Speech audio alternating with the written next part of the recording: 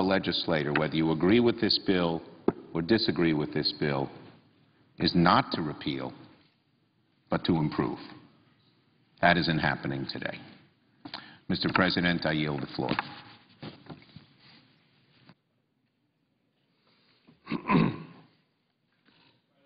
Senator from Alabama.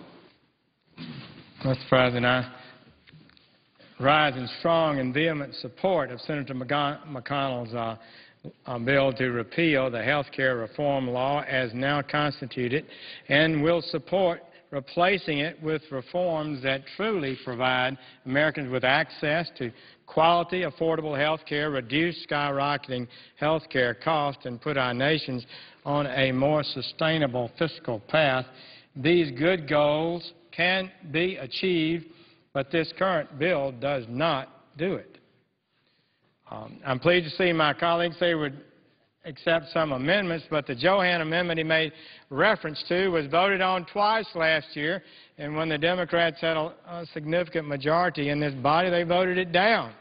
After 7 new members have been added, many of them elected on a promise to repeal this bill, every one virtually, on a promise to repeal this bill, we now have the agreement to change the 1099, which is about 1/1000th of 1% of what's significant about this legislation. Indeed, if Senator Scott Brown had been elected a month or so sooner, the bill wouldn't have passed as it did on December 24th, the day before Christmas. American people have never supported this bill. Polling numbers shows they still do not support this bill. The Democratic health care legislation was sold as a package that would reduce insurance premiums by $2,500 per family. The President, we were told that repeatedly. It would trim the federal deficit, reduce the deficit, and immediately create 400,000 new jobs. Sadly, none of these promises have been met. They were all false. They were attacked on this floor by people who are sophisticated, and they pointed out how these matters were not going to be achieved, and they have not. They were false then, and they're false now.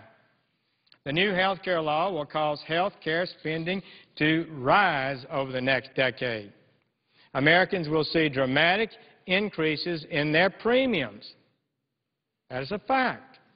The federal deficit will increase by an additional $700 billion.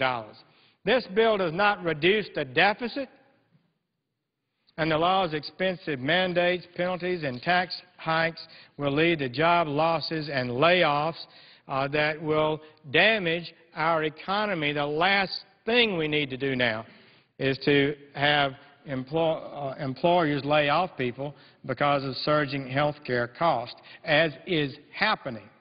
Talk to small businesses in your communities. As our nation's reckless fiscal policy and surging debt brings us ever closer to a tipping point, a debt crisis that could damage our country substantially as it has others around the world, respected economists have stressed the need for Congress to reduce federal spending and contain mounting health care losses. But rather than tackle these problems that threaten the long-term stability of our nation, new health care law exacerbates our fiscal crisis by creating a new open-ended entitlement, a monumental new entitlement program, introducing $2.6 trillion in new spending. Tell me how we can spend $2.6 trillion and not increase spending in our country.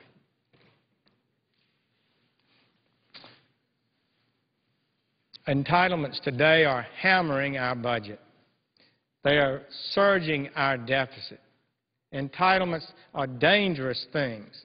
The last thing we need to do is create a new entitlement that's not going to be contained in its spending.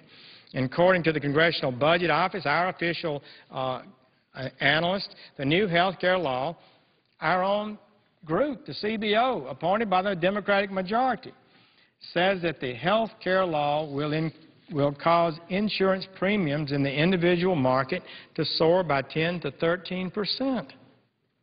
for American families, translating into a $2,100 increase in their cost for purchasing health care coverage by 2016. That's huge. Another $2,100? That's a stunning development and is exactly opposite of the promises of the bill.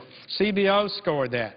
Total health care spending in the United States consumes already 17.3% of GDP, and we have felt that that was too high. It's the largest of any industrialized nation in the world. But under this new law, the national health care spending will approach 20% of GDP by the end of this decade. That's a Budget Committee scoring, chaired by the Democratic majority in the Congress. Sadly, many supporters of the health care law continue to perpetuate the myth that repealing this law will increase the deficit. My friend Senator Schumer said, repeal the law and the deficit will go up. A thorough examination of the law pulls back the curtain to expose the deceptive budget gimmicks on how that is stated and reveal the true cost. The double-counted first. Our Democratic colleagues double-counted $398 billion in Medicare costs and taxes, $29 billion in Social Security taxes, $70 billion in new long-term health care premiums to pay for the new health care spending. Double-counted money. It's the largest false accounting scheme, I suppose, in the history of the world. Think I'm exaggerating? December 23rd, the night before this budget, this health care bill was finally passed, 60-40, 60 Democrats, 40 Republicans, no. I called the Congressional Budget Office, Mr. Elmendahl, selected by our Democratic colleagues to be the budget director, and this is what he said. The key point is that savings to the HI, that's the Hospital Insurance Trust Fund of Medicare, under the health care bill, would be received by the government only once.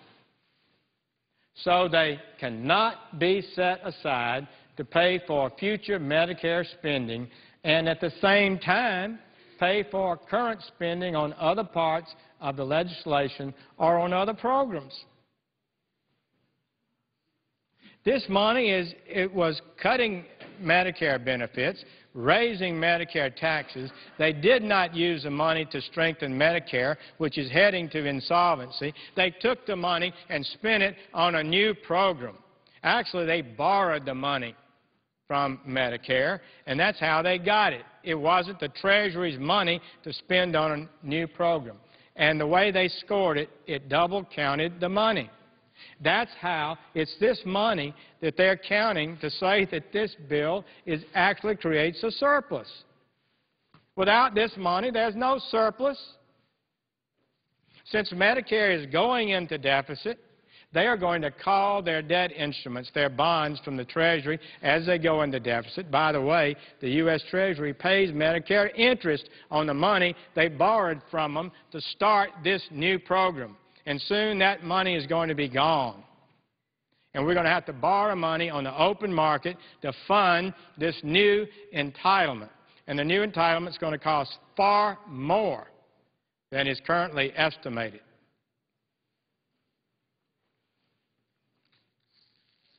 Over the 10-year budget window, the Congressional Budget Office says the new law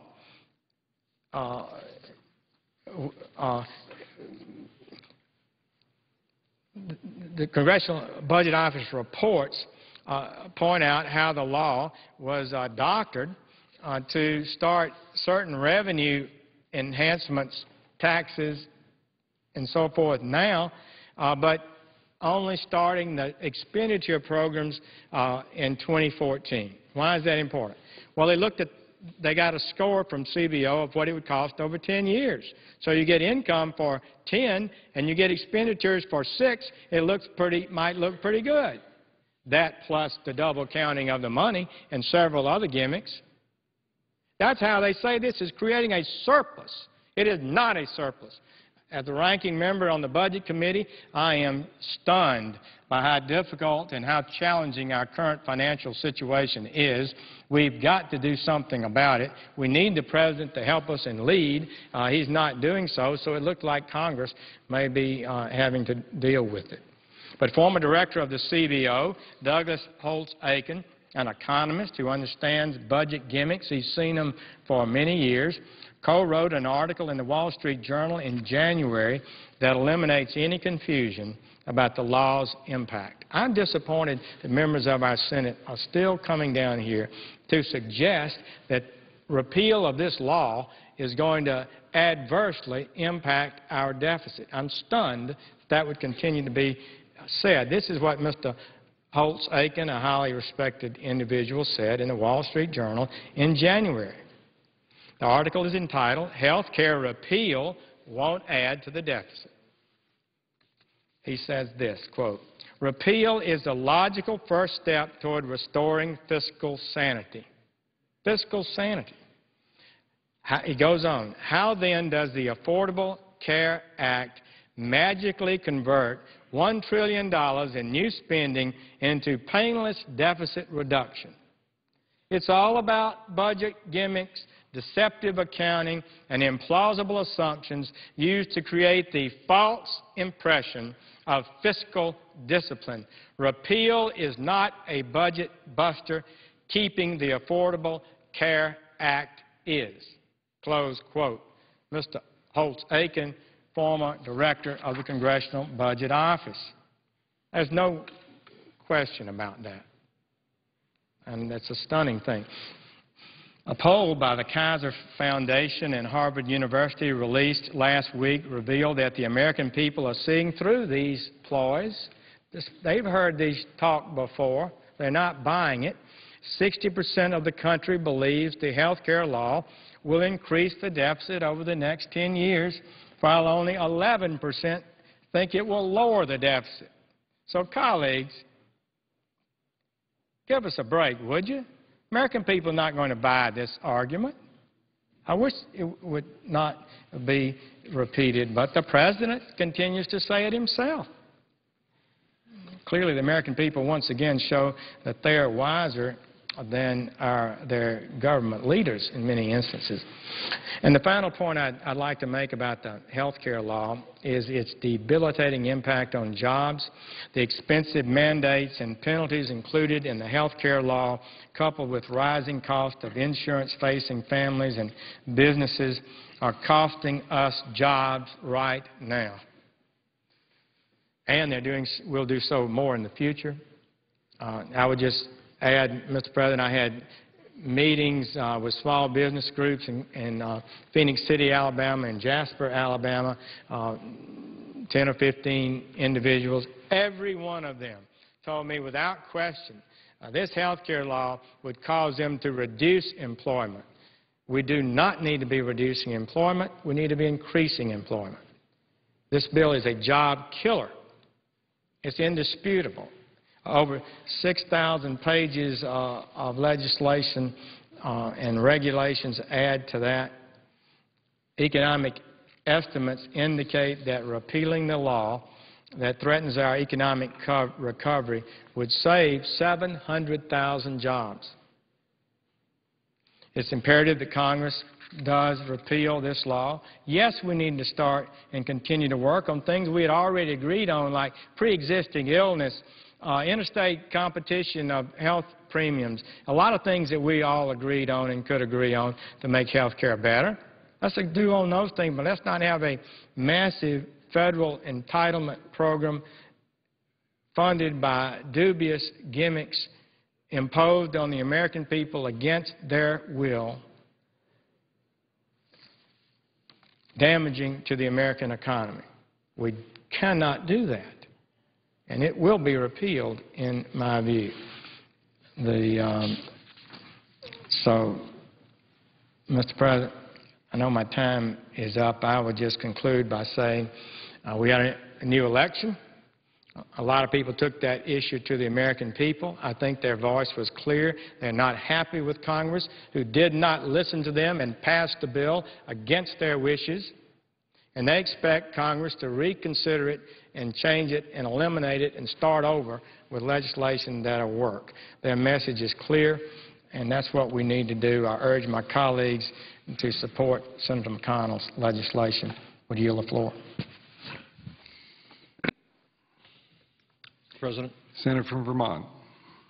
Mr. President, it is very hard for me to understand how anyone could be voting to repeal the entire health care bill, because when you do that, among other things, what you are saying is that we will continue the odious practice of denying health care by insurance companies to people who have pre-existing conditions. Now, for 8 years under President Bush, more and more people lost their health insurance, the cost of health care soared, and our Republican friends had virtually nothing to say on health care. Now that a bill has been passed, which I am the first to agree is not the best bill that we could have passed, and I will tell you why. It has its share of problems which should be remedied. But to say right now, when 50 million Americans have no health insurance, when states all over this country are wrestling with huge budget deficits, which no doubt will result in millions more being thrown off of health insurance, to say we should retreat to where we were is beyond comprehension. Second of all, for my Republican friends to say let's repeal health care, there are millions of families that now are beginning to be able to include within their own health care plans their sons and daughters up to the age of 26. Buy to that.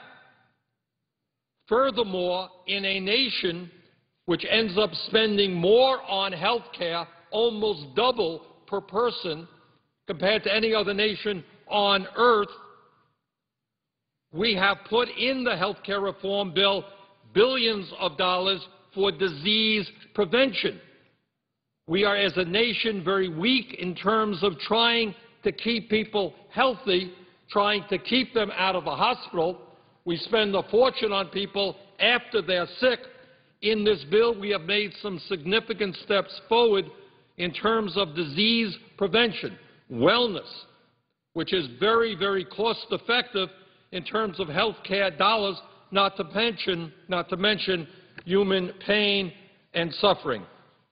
In that regard, I'm proud to have worked with a number of other senators in doubling in that bill the number of community health centers in America, which was providing the most cost-effective primary health care that is provided in this country, keeping people out of emergency rooms, keeping people out of hospitals, giving them access to primary health care, dental care, low-cost prescription drugs, and mental health counseling.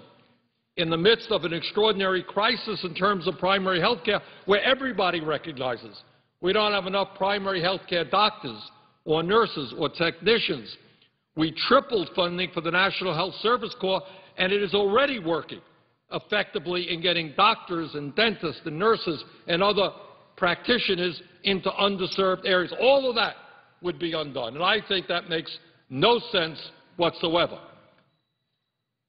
Now, to my mind, what we have to do is not to repeal this bill, but to make it a better bill. And I will give you one very specific suggestion that I have worked on now for over a year. Senator Wyden has worked on this. Others have worked on that. And that is to say that if a state in this country, the state of Vermont, the state of Alaska, any other state, can maintain the high standards for quality health care and coverage that the National Health Care Bill did, then that state should be given significant flexibility to perhaps do it in their own way and do it more cost-effectively. And I should tell you, Mr. President, that in the state of Vermont, our new governor is a supporter of a Medicare for All single-payer program. There are other states that want to move in a different direction, maintaining high standards, but doing it perhaps in a different way that has been proposed by the national legislation. In my view, they should have that right. And if Vermont is effective in doing what I believe we could, providing quality health care to all of our people in a cost-effective way, I suspect other states around the country can learn from Vermont's experience. I think that is a positive step forward. The beauty of our federalist system, 50 states, every state has a good idea. And I think that if we maintain standards that are high and give states flexibility, this can improve the health care reform bill that we passed last year. But killing this whole bill makes no sense to me at all. Mr. President, I also wanted to say a word on an issue which is getting more and more attention, and that is Social Security. In my view, Social Security has proven itself to be the most successful social program in American history over a 75-year period, and this is really extraordinary. We take it for granted, but it is an extraordinary success story. In good times and in bad times, Social Security has paid out every nickel owed to every eligible American, and it does that in a minimal administrative cost. Mr. President, despite its strong record of success over the last 75 years, Social Security now faces unprecedented attacks from Wall Street, from many of my Republican friends, from some Democrats, and I have to be very clear that if the American people are not prepared to stand up and fight back, we could begin to see the dismantling of Social Security this very year. Mr. President, let me just cite the facts with regard to Social Security. I know when we watch TV tonight, there'll be some guy up there saying Social Security is going bankrupt, Social Security is collapsing, and that is absolutely untrue. There has been a significant amount of misstatements regarding Social Security. Here are the facts that nobody denies. Nobody denies. Number one, according to the latest report of the Social Security Administration, Social Security will be able to pay out 100% of all benefits owed to every eligible American for the next 26 years. Now, you tell me how a system is going bankrupt. We got a lot of problems in this government, and our country faces enormous problems. But when you can pay out every benefit owed to every eligible American for the next 26 years, do not tell me that this is a program in crisis or going bankrupt. And after 2037, Social Security will be able to pay out 78% of promised benefits. Do we have to deal with that over the next 26 years? Yes, we do.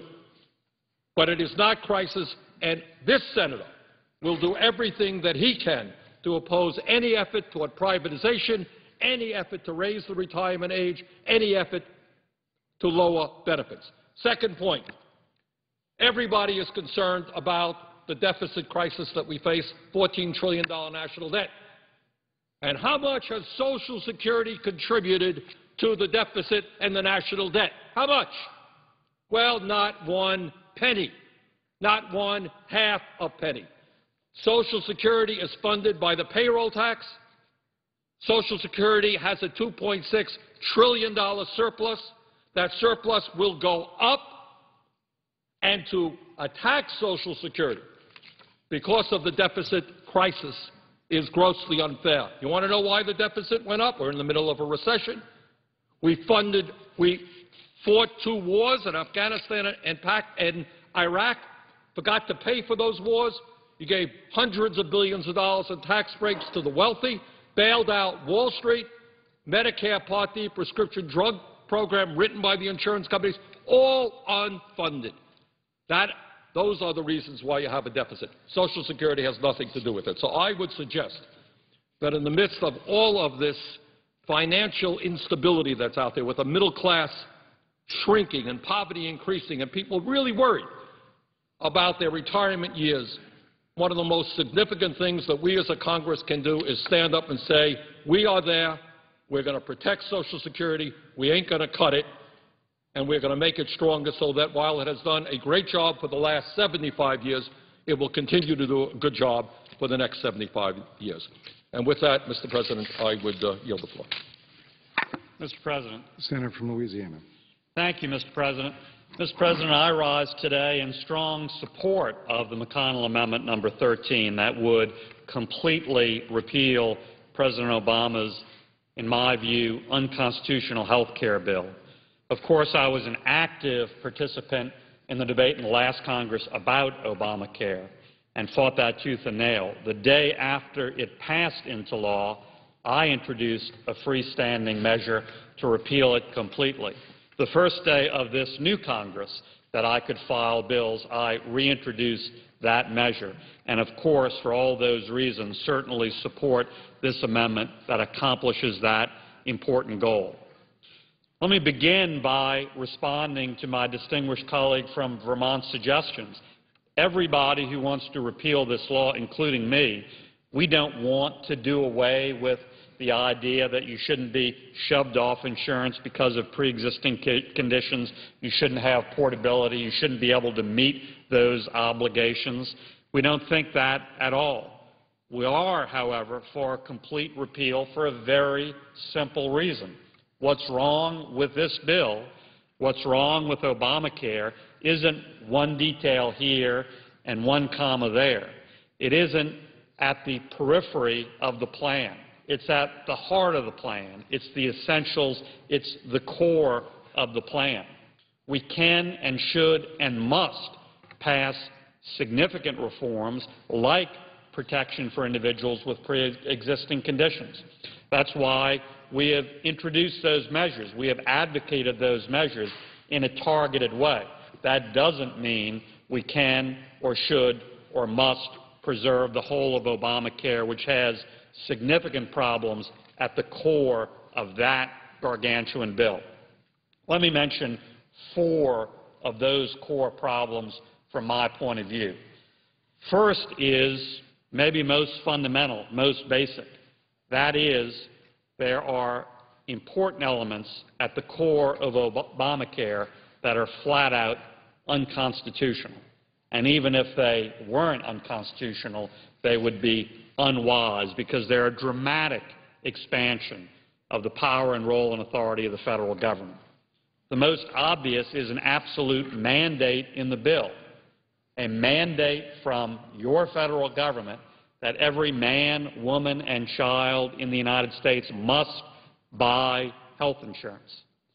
Now, this is unprecedented. There's never been a mandate like that from the federal government or any level of government.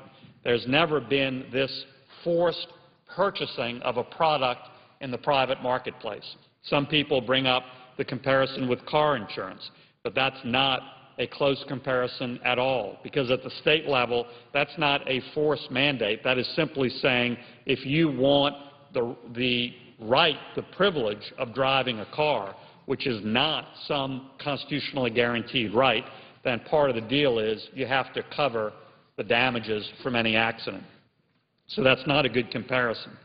So this absolute mandate that every man, woman, and child in the United States go out and purchase health insurance, purchase a product in the private marketplace is unprecedented, and for that reason it is unconstitutional, and it's an unprecedented expansion of the power and role and authority of the federal government. In the last few days, there have been hearings,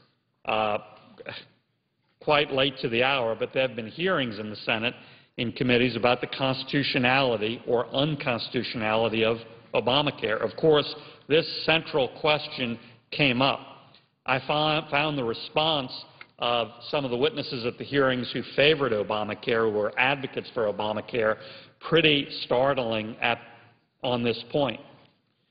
One senator in the committee asked them, well, if we can mandate constitutionally that every American man, woman, and child buy health insurance, why can't we pass a law that says obesity is a real problem in this country, which it is, and therefore we're going to mandate that every man, woman, and child in America eat certain vegetables and certain healthy foods every day? Do you know what the response was from this advocate of Obamacare? Well, I don't think you can mandate that they eat the food. You can only mandate that they buy the food. Great. Real reassuring. To me, that's not an argument for the constitutionality of Obamacare. That's a clear argument for the unconstitutionality and danger of the Obamacare federal power overreach. There are many other aspects of Obamacare which also pose serious constitutional problems. My point is that these are big problems, and they aren't minor details which we can tweak with amendments. They go to the heart of this gargantuan bill. Similarly is the dramatic expansion of government and the cost of that expansion. Instead of controlling and lowering health care costs, Obamacare is expanding government and expanding health care costs. In fact, the Senate Budget Committee estimates that the bill will cost $2.6 billion for the first 10 years of full implementation. All of that new spending doesn't lower health care costs, and there are multiple sources affirming that. Yet President Obama continues to claim that the act will, quote, slow these rising costs, close quote. Maybe he didn't see the CMS's chief actuary, Richard Foster, who said that overall national health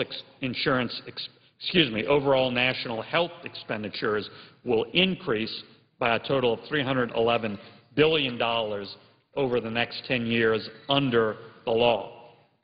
Now, when the CMS actuary was asked directly if President Obama's health care bill would hold down unsustainable medical costs, just last week, that actuary replied, quote, I would say false, close quote. Last year, the CBO also confirmed our concerns about the bill's inability to contain costs, stating, quote, in CBO's judgment, the health legislation enacted earlier this year does not substantially diminish that pressure, close quote. And in addition to increased costs for the government and present and future taxpayers, health insurance premiums will increase for Americans and their families. In fact, the CBO estimated the premiums will increase by $2,100, even though at least candidate Obama promised to lower premiums by $2,500 per family. So that big expansion of government and costs and health care costs, including taxes and health care premiums, is another big problem. Again, this isn't a minor detail which we can fix with a perfecting amendment, with a few tweaks to the bill. This goes to the core of the entire plan. Another fundamental issue which goes to the core of the entire plan is the fact, and I think it is a well-established fact, that the Obamacare plan will cost us not just money, not just increased taxes, not just increased health insurance premiums, will cost us jobs.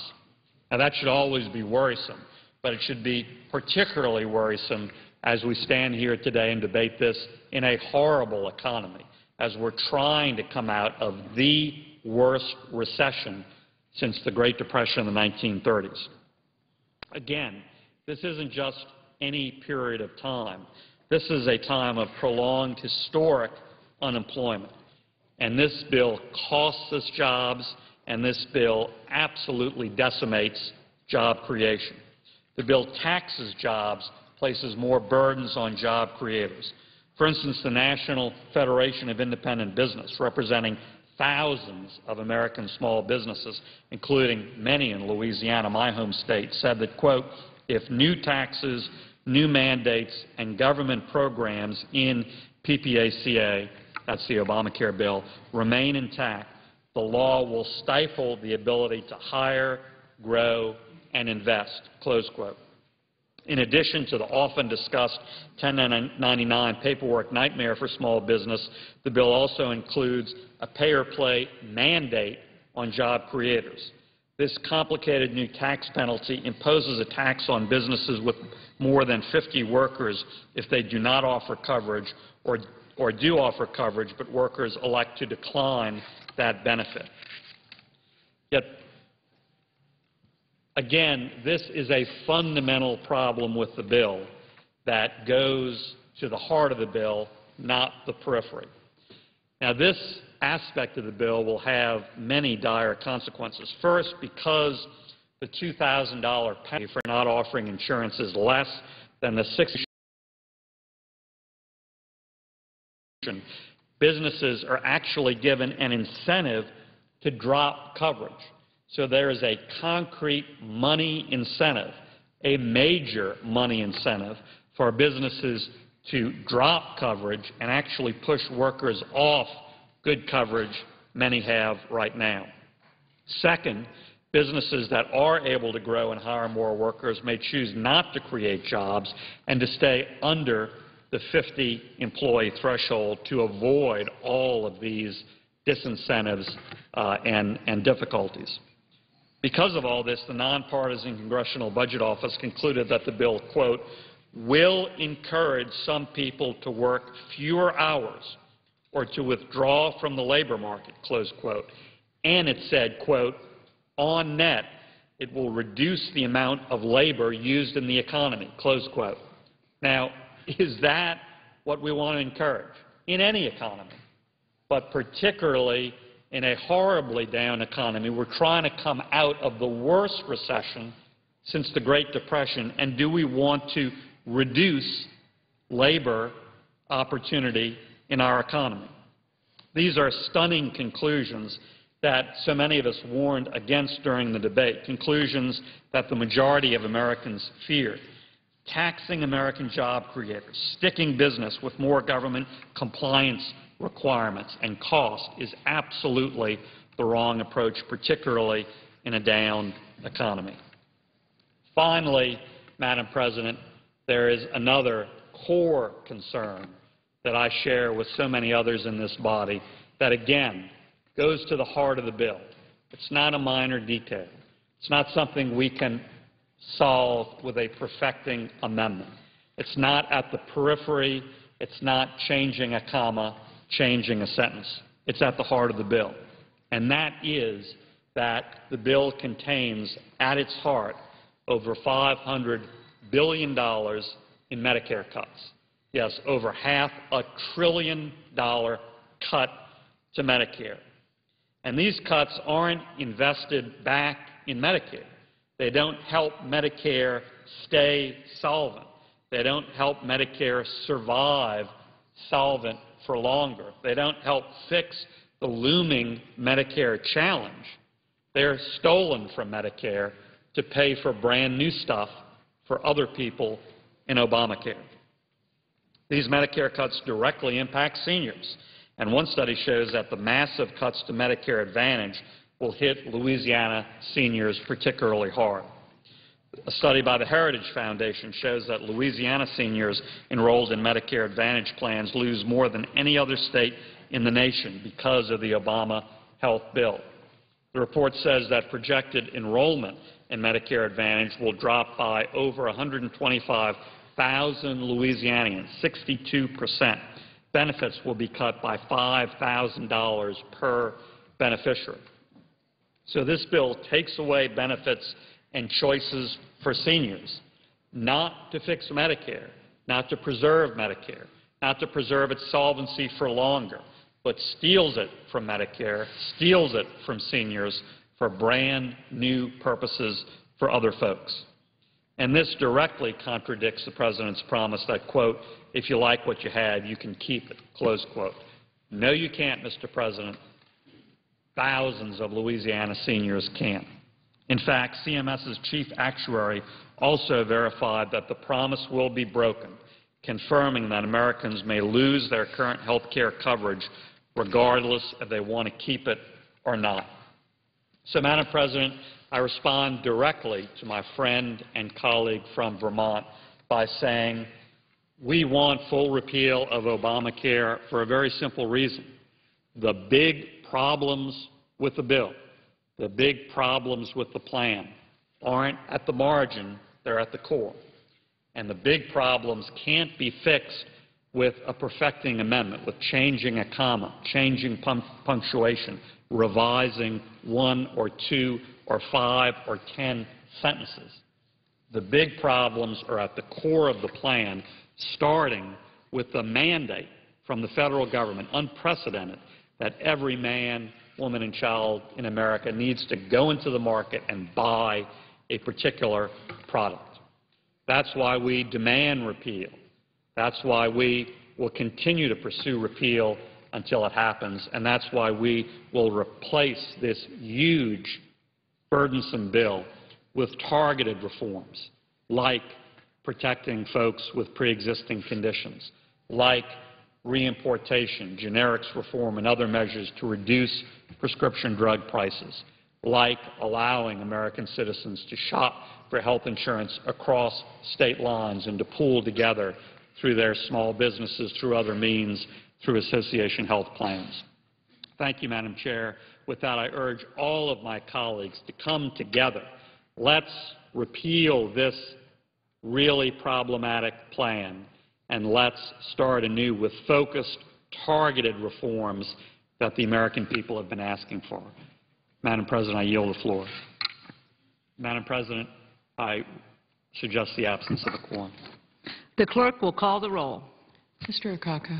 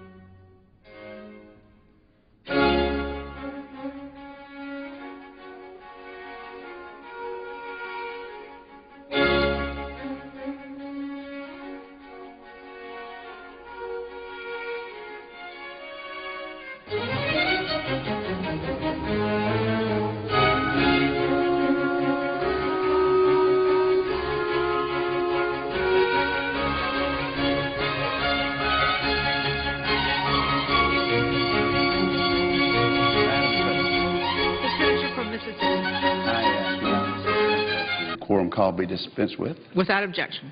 Thank you, ma'am. I rise today in support of the McConnell amendment to the FAA reauthorization bill.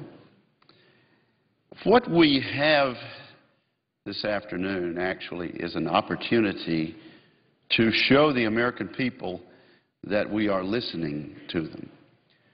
The American people want the Obamacare law, the Affordable Health Care law as it's known, to be repealed and replaced with something less expensive and something workable.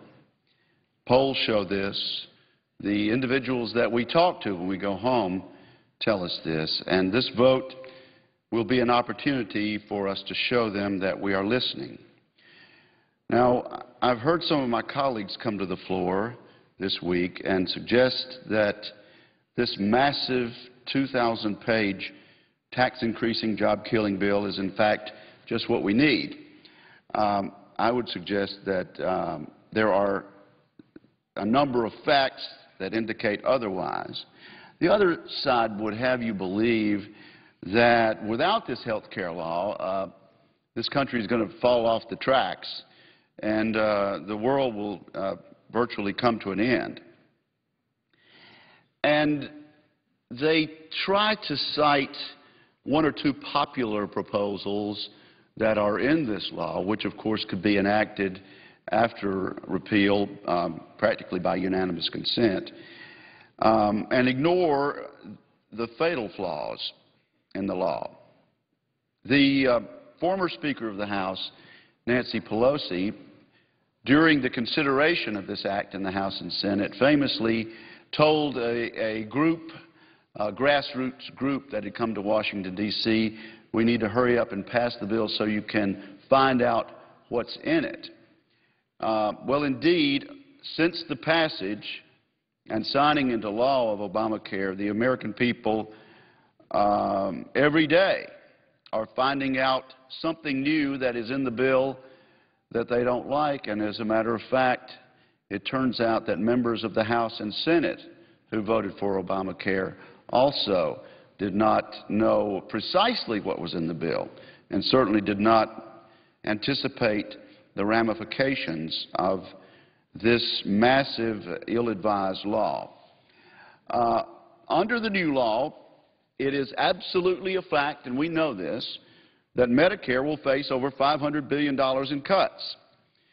And senior citizens have a right to be concerned. Future senior citizens have a right to be concerned about these cuts.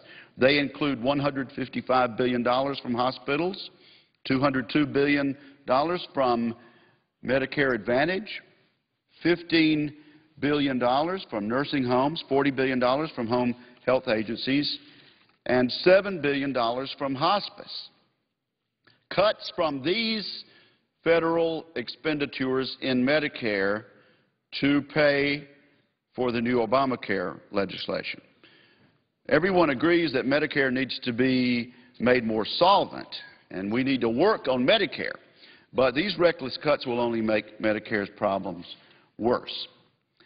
Another thing Americans have found out about this affordable health care law that is being implemented even as we speak is that the law falls short of the President's goal of controlling runaway costs and, in fact, raises projected spending.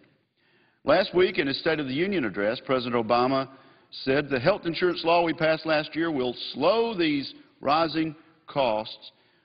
This is simply not true. And to support my assertion that it is not true, I would cite the President's own actuary.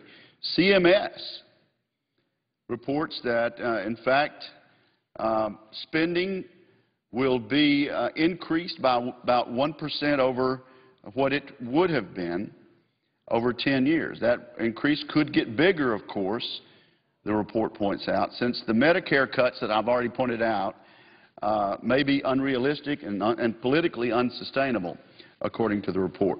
CMS says that overall national health expenditures under the Health Reform Act would increase by a total of $311 billion, and that health expenditures will be 21% of the gross domestic product by the year 2019.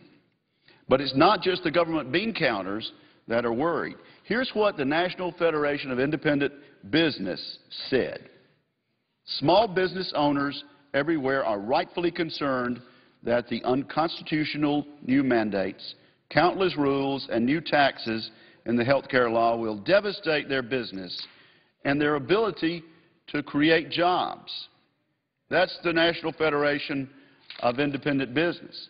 National Association of Manufacturers says that manufacturers remain adamantly opposed to the employer mandates and to the Medicare hospital insurance tax increases. These employers are faced with incorporating the first round of health care changes and are grappling, having difficulty doing so, with how to comply with the long list of new rules.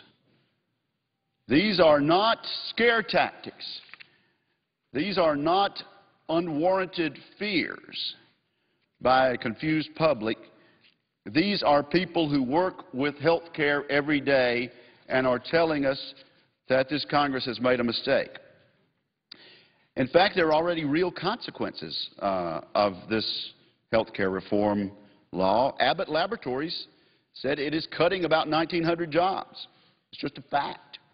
The job cuts come, quote, in response to changes in the health care industry, including U.S. health care reform and the changing regulatory environment, unquote. That is simply a fact. It's not conjecture. Blue Shield of California recently stunned individual policyholders with a huge rate increase effective March 1st, seeking cumulative hikes of as much as 59% in premiums for tens of thousands of their customers. This San Francisco-based Blue Shield said the increases were the result of fast-rising health care costs and other expenses relating to the new health care laws. Again, just a fact, Madam President. It's also an absolute certainty that state taxes are going to go up, and they're going to go up big time, unless we repeal this health reform law. In my state of Mississippi, the legislation will cost the state $1.7 billion over 10 years, including $443 million in year 10 alone. From fiscal year 2014 to fiscal year 2020, the massive expansion of Medicaid will cost Mississippi taxpayers $225 to $250 million extra each year. Our governor, one of the staunchest opponents of tax hikes that I have ever heard of, has stated that this law will certainly force the state of Mississippi to increase their taxes unless it is repealed. Again, these costs are simply facts. They result from the mandate. Madam President, there's also bipartisan opposition to this law. We didn't see much bipartisan support for its repeal in the other body, and I was disappointed by that. But when you get out to the public, when you get out off of Capitol Hill and out to individuals, it's not a Republican issue, it's not a Democrat issue, it is a bipartisan American opposition to this law. And I have repeatedly quoted former Governor Phil Bredesen, a Democrat of Tennessee, someone who ran as a Democrat in his state successfully twice and ran as the standard bearer for his party 3 times, a loyal Democrat, who of course called this law the mother of all unfunded mandates. But after the law was enacted, he wrote an op-ed in the Wall Street Journal, October 21st, 2010, and at this point, Madam President, I'll ask that this op-ed be included in the record at this point. Without objection. And among other things, Governor Bredesen, who's still governor at the time, said our federal deficit is already at unsustainable levels, and most Americans understand we can ill afford another entitlement program that adds substantially to it. But our recent health reform has created a situation where there are strong economic incentives for employers to drop health care coverage altogether. The consequence will be to drive many more people than projected, and with them much greater cost, into the reform's federally subsidized system. The Democratic elected governor of Tennessee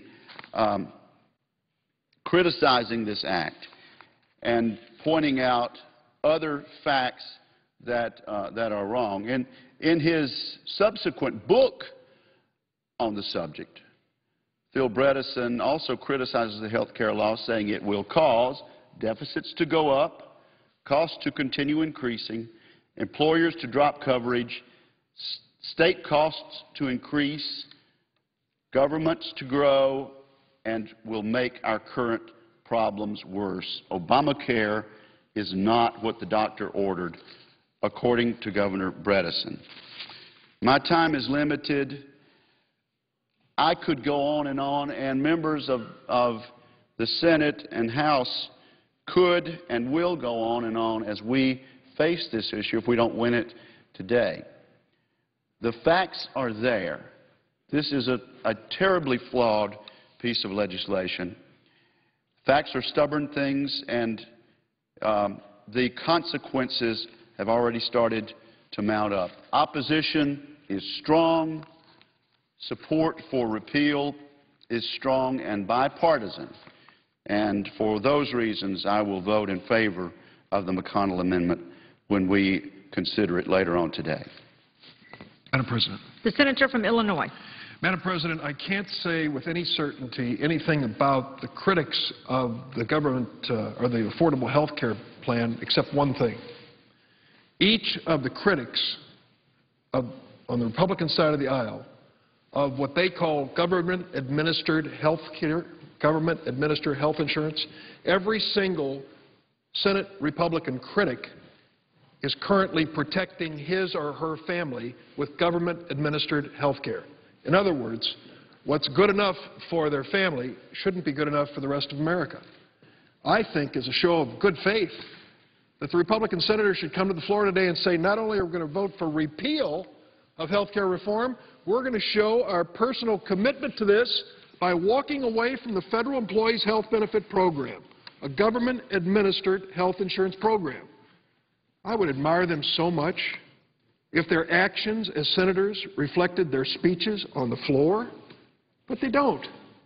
They are denying to the rest of America what every single member of Congress has available today to protect their families. That, to me, is indefensible. Now, this week, a judge in Florida decided that this Affordable Health Care Act was unconstitutional. But before we get carried away with that decision, step back. This law has been challenged 16 times in federal courts. 16 times. 12 courts have dismissed the challenges on procedural grounds, saying that the person who filed the suit didn't have standing in court. 4 of the federal courts decided it on the merits. 2 of the federal courts decided it was a constitutional law, and 2 said it was unconstitutional. And you say to yourself, wow, 2 federal district courts said this law was unconstitutional. Aren't you worried? Well, I don't take anything for granted, but I do understand a little bit of history. What other laws in America were found unconstitutional by lower courts and then constitutional by the Supreme Court? Anything significant? Social Security was found unconstitutional. Then the Supreme Court said no, it's constitutional. The federal minimum wage law was found unconstitutional by a lower court, and then the Supreme Court across the street said no, it's constitutional. The Civil Rights Act of 1964 was found unconstitutional by a lower court, and then across the street the Supreme Court said constitutional. So let's not get carried away with lower court decisions that are clearly split on this issue. We had a hearing today in the Senate Judiciary Committee that I chaired, brought in constitutional experts from across the United States. It was a good-spirited hearing. A lot of differences of opinion between the Democrats and the Republicans. But I think the case is clear and strong that we have the power under Article 1, Section 8 of the Constitution, the enumerated powers of Congress, to regulate commerce. Is there anyone on the Republican side who's going to stand here and argue that the health care industry, the health insurance industry, which represents 18% of the economy of America, is not commerce? Well, of course it is. And then, of course, we have the authority under that same section to pass laws necessary and proper to carry out the responsibilities and authority given us. Well, here's what we're trying to do. We're trying to make sure that everyone in America has health insurance. We say that to the 83% of Americans who currently are insured, you don't have to worry about this argument. You already have health insurance.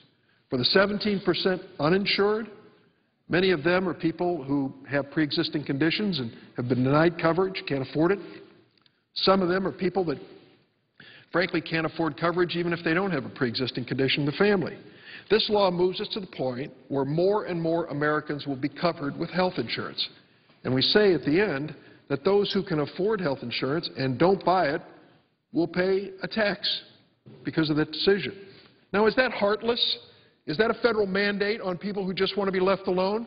You know, if they were just being left alone, it's one thing, but I'll tell you what human experience teaches us. These people who want to go it alone, don't bother me, I'm on my own, are going to get sick someday. And when they get sick and go to the hospital, they will be treated. And when they can't pay for their treatment, do you know who will pay? All of the rest of us. Everyone else paying health insurance premiums has to absorb the cost of those who are freeloading on the system. It's not fair. It used to be that conservative Republicans preach personal responsibility. When we put personal responsibility in this law, all of a sudden they don't like it. I think personal responsibility still counts, and I believe it is clearly constitutional to include it. I listened to some of the arguments about repealing this law. I heard the senator from Mississippi say how bipartisan the support is for it. I would have liked to have asked him how he explains the fact that 4 out of 5 people in America, 80% of Americans, oppose repeal. They don't think the law is perfect. Many of them say improve it if you can, but 80% oppose repeal.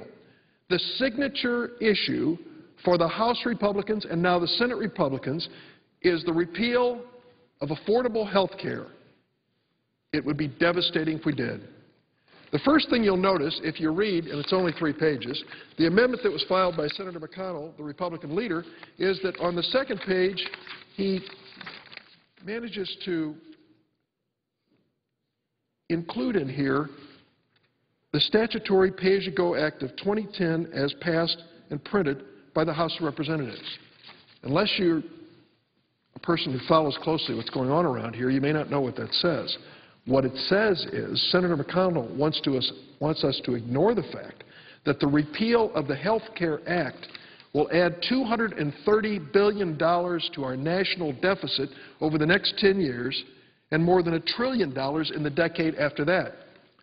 A party that comes to the floor every single day telling us their passionate determination to end our deficits and address our debt with the McConnell amendment will add $230 billion to our national deficit over 10 years and $1 trillion more in the next 10. This is a budget buster amendment. This will add more to the deficit in one fell swoop than any single thing we have done in Congress in the time that I have served. And it's being offered by the party of so-called fiscal responsibility. I also want to say that when we talk about premium increases currently taking place under health insurance policies across America, I understand it. We've all lived through it. We've seen it. Businesses see it all the time. There is a provision in our Affordable Health Care Act which addresses it that would be repealed by the McConnell amendment. The provision is called medical loss ratio, and it says that a health insurance company has to spend 80 to 85% of premium dollars on actual health care. They can't take it away in advertising, in administrative costs, in salaries and bonuses for their CEOs. So one of the things that will happen if the Republicans have their way and repeal health care is health insurance companies will be allowed to raise premiums at any level as quickly or as much as they want without being held to this medical loss ratio. That may not be the worst thing, though. any person in America who's been raised in a family where someone in the family suffers from what's known as a pre-existing condition knows that you always live in fear that you won't have health insurance, and fear that if you have to go out and buy it on the open public market, you'll never be able to afford it. This law that Senator McConnell and the Republicans want to repeal today, this law says that no health insurance company in America can discriminate against anyone under the age of 18 who has a pre-existing condition. Now, that's something that any parent would appreciate. You never know if that beautiful son or daughter of yours is going to have problems with asthma, diabetes, cancer, mental illness, and you certainly want that child, that love of your life, to have health insurance coverage. Senator McConnell and the Republicans want to repeal the protection for families that have children with pre-existing condition. That's fact. It isn't as though they're offering exclusions and saying, no, we'll keep that. They've eliminated the entire law with this 3-page amendment. They've eliminated these protections. And how about the protection for those who get diagnosed with a serious illness and find their health insurance companies cutting them off completely? Putting a cap on the amount of money they'll spend to provide for medical services and treatment? Saying at some point they're going to eliminate their policies altogether because they failed to make a disclosure on an application form? It happens too often. In my state of Illinois, sadly, we lead the nation in what's known as rescissions. Health care insurance companies that cancel coverage when people get seriously ill. How would you like to be in that predicament? How would you like to be facing a serious illness that keeps you awake at night, tossing and turning about whether you're going to live or die, and then fight a health insurance company during the daylight hours in the hopes that they'll cover the prescriptions and treatment you need to stay alive? That is the reality. A reality that is addressed by the Health Care Act, a reality that would be repealed by Senator McConnell and the Republicans' efforts today. Those are the real results of what they want to do. It isn't just about who wins the political debate and has the largest cheering section when it's over. It's about real-life changes. How about senior citizens, those under Medicare? Well, many of them struggle to pay for prescription drugs, even with the Medicare prescription drug plan. There's a gap in coverage called the donut hole. We start to close that gap and say to seniors, if you have expensive prescription drugs, we're going to make sure ultimately that they are covered completely from the first of the year to the end of the year. Now there's a gap in coverage. The Republicans and Senator McConnell want to repeal that provision of the Health Care Act, which provides for seniors not only more coverage for their prescription drugs, but also an opportunity for an annual physical and the kind of preventive care that they need to stay healthy and strong and independent in their homes for a longer period of time. That is what Senator McConnell and the Republican senators want to do with the repeal of this law. And what about job creation? Well, the senator from Mississippi talked about one company cutting some employees. I'm not sure of the particulars in that company, but one of the things we did in this law was to take a look at tax subsidies to medical device and pharmaceutical companies, and if they were duplicative or overly generous, to make sure that they got closer to the reality of what a company needs to have incentives to grow. It's true, some of those tax subsidies were eliminated, and some of the companies weren't happy about it. But the bottom line was we are trying to make sure that health care is affordable. We can't afford to provide massive subsidies to profitable companies on an unlimited basis.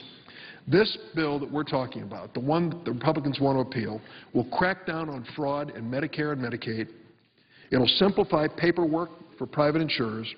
It invests in prevention, creates a pathway for generic biologic drugs, and tests new ways to pay health care providers to reward value rather than volume. If the law is repealed, we'll have fewer jobs and higher costs for families and businesses. The #1 complaint of Illinois small businesses across our state is the cost of health insurance. If the Republicans have their way today and repeal it, this law that we passed, the cost of health insurance will grow, the cost to businesses will grow, the number of employees will shrink. A 1% or 1.5% growth in health care costs above the rates under the new law will prevent employers from creating 2.5 million to 4 million jobs over the next 10 years. Talk about a job destroyer. The Republican repeal amendment does just that. Repeal means going back to the same broken system we've had for so long, with insurance companies once again free to overcharge families and businesses to protect their corporate profits and CEO bonuses. The same broken system with workers seeing their paychecks shrink as more and more of their hard-earned wages are deducted to cover skyrocketing premiums. The same broken system with seniors being forced to shoulder the full cost of prescription drugs in the donut hole. And the same broken system with small businesses closing their doors and laying off workers because they can't afford the crushing cost of health insurance. The Republican claim that this health care bill is a job killer is just plain false. The economy has been gaining private sector jobs since President Obama signed the bill a year ago after losing jobs for a long period of time before. Since the President signed the bill, we've created more than 1.1 million private sector jobs, and in contrast, in the 10 years before, we had lost 3.3 million private sector jobs. Average real incomes for Americans are back on the rise after years of being stalled under the old health care system. And just this week, the Commerce Department reported that average real disposable income has risen 1.3% over the past year after falling 0.1% in each of the previous 2 years. Madam President, I will close by saying this. Our hearing today before the Senate Judiciary Committee on the constitutionality question makes it clear to me that the Supreme Court, if it follows the clear precedents that have been handed down for decades, if Supreme Court justices who have spoken eloquently and directly on the Commerce Clause will view this Health Care Act in the same context, they will find it constitutional. And then perhaps we can move on. Perhaps at that point the Republicans will stop beating this drum on repealing health care, will join us in making it even a stronger bill, and will focus on creating jobs instead of killing jobs, as this McConnell amendment would do. Madam President, I request unanimous consent that Cody Lynn Haya, a fellow on Senator Inouye's staff, be allowed floor privileges for the duration of the Senate's consideration of S-223, the FAA Air Transportation Modernization and Safety Improvement Act. Without objection. Thank you, Madam President. I yield the floor.